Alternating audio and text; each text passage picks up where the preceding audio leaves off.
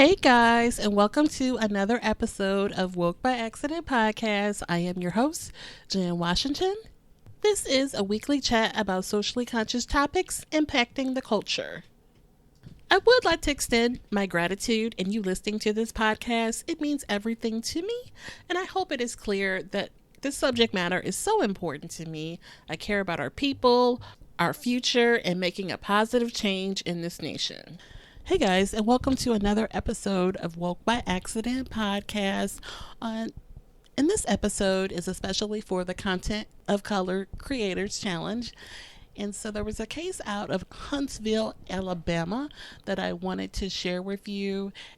29-year-old Black woman Christina Nance had been missing for 2 weeks, and they just found her body on October 7th.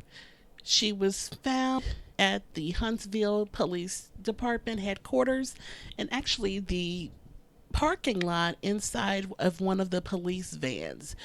The circumstances around her death and how she was found, I guess, have not been determined. And so there's still a lot of questions. She was not arrested or in custody or anything like that based on the information the family has shared with the media, according to news reports. But that's where she was found. Her family had been looking for her and reported her missing the 2 weeks prior.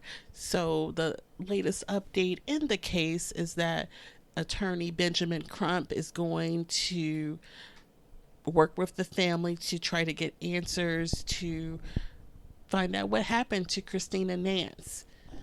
They also have a GoFundMe page for Christina Nance burial expenses that you can find online, or if you go to the GoFundMe page and search Christina Nance, it is out there if someone wants to contribute in that way. But we should see some more information coming along as Benjamin Crump has got involved, and he does really great work. So I wanted to share that. Another thing I wanted to share about some of the stories that have been circulating recently. We want to be cautious about sharing accurate information.